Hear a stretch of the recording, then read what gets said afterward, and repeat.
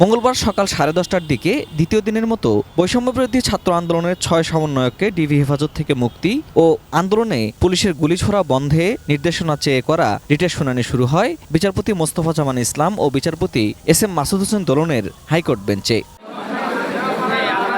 Writ আবেদনের পক্ষে আইনজীবীদের শুনানির সময় আদালত বলেন, সব মৃত্যুর ঘটনাই দুঃখজনক।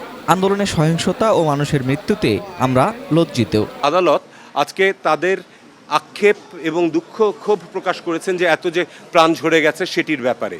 আমাদেরকে বিভিন্ন প্রশ্ন জিজ্ঞেস করেছেন যে সিআরপিসি অনুযায়ী, পেনাল কোড অনুযায়ী কোন কোন অফেন্সের সময় গুলি করতে পারে। আমরা সবকটাই দেখিয়েছি যে এই ক্ষেত্রে এগুলোর কোনোটাই অ্যাপ্লিকেবল ছিল না। একজন দাগী আসামি যে পালিয়ে গিয়েছে তাকে ধরার জন্য পুলিশ গুলি করতে পারে। যদি কারো বাড়িতে ডাকাতি চলছে এই অবস্থায় যায় তাহলে গুলি করতে পারে। যদি কোথাও চুরি করছে, আগুন দিচ্ছে, সেটাতে গুলি করতে পারে। আমরা দেখেছি যে বিটিভির আগুনের সময়, মেট্রোর আগুনের সময় অথবা এলিভেটেড এক্সপ্রেসওয়ে আগুনের সময় সেখানে কোনো গুলির ঘটনা ঘটেনি। গুলিগুলো চলেছে শুধুমাত্র যখন ছাত্ররা বা আন্দোলনকারীরা যখন মিছিল করছিল। রিট আবেদনের পক্ষের আইনজীবীরা বক্তব্য দেওয়ার সময় তার ঘোর বিরোধিতা শুরু করেন সরকার পক্ষের আইনজীবীরা। আদালত কক্ষেই হইচই ও হট্টগোলের ঘটনাও ঘটে। Assistant attorney general, deputy attorney general, ওনাদের দায়িত্ব হচ্ছে রাষ্ট্রের কাজ করা। ওনাদের নির্ধারিত কোর্টে না থাকে সবাই কেন এই বেঞ্চের মধ্যে ছিলেন? আমাদের কেন এমন অবস্থা শুনতে হয়েছে যে আমরা যখন মাইক নিয়ে কথা বলার চেষ্টা করছি, মাইক অন থাকার পরেও আমাদের কথা শোনা যায়নি? কারণ চারিদিক থেকে তখন বিভিন্ন ধরনের কথাগুলো বলা হচ্ছে, ব্যক্তিগত আক্রমণগুলো করা হচ্ছে।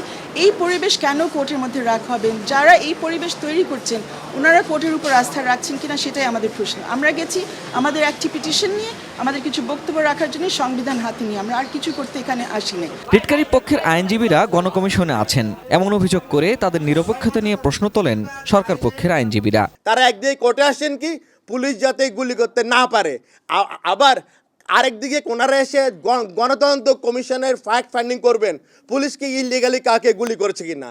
তাহলে তো বিচার আগেই রায় দেওয়া হয়ে গেছে। আমরা বলছি দিস ইজ মোটিভেটিভ। এটা করা হয়েছে একটা যে কোনো একটা পার্টিকুলার একটা পরিস্থিতিতে দেশকে একটা অস্থিতিশীল করার জন্য, এবং যাতে এই ধরনের ভ্যান্ডালিজম চলতে পারে, এটাই ছিল এই পারপাস। কোর্ট ওনাদেরকে ডেকেছেন যে আপনারা কি বলার বলেন, কাজে এইখানে ওনারা লয়ার হিসেবে গেছেন। গণতদন্ত কমিশন একটা আলাদা বিষয়, আর আজকে আমাদের যে পিটিশনটা সেটা পুরোটাই একটা আলাদা বিষয়। একজন আইনজীবী হিসেবে দায়বদ্ধতা থেকে আমরা এসেছি। আধা ঘন্টার মধ্যে পিটিশন ড্রাফট করে আমরা বলেছি যেভাবে পারে যে পারে যেন এই গুলিটা থামানোর চেষ্টা করা হয়। সরকার পক্ষের আইনজীবীরা পুলিশের সদস্য নিহত হওয়ার ঘটনা উল্লেখ করে বলেন, তৃতীয় পক্ষের গুলিতে এত প্রাণহানি ঘটেছে। যে ছাদে গুলি হয়েছে তার থেকে উপরের ছাদের থেকে তাকে গুলি করা হয়েছে, এই কথা আমরা কোর্টকে বলেছি। তা আরও বলেছি যে ছাত্ররা এবং পুলিশ সবই রাস্তায় ছিল, আমাকে বলতে দেন, রাস্তায় ছিল। অতএব গুলি করে থাকলে ছাদে, উচ্চ ছাদের থেকে গুলি আসবে, তাহলে তৃতীয় পক্ষ গুলি করেছে। এই তৃতীয় পক্ষ আমরা যে বলছি যে এই আন্দোলনের মধ্যে তৃতীয় পক্ষ এই হাইজ্যাক করে নিয়ে গেছে, তার প্রমাণ হলো এই বাচ্চাকে কিল করার মধ্যে দিয়ে।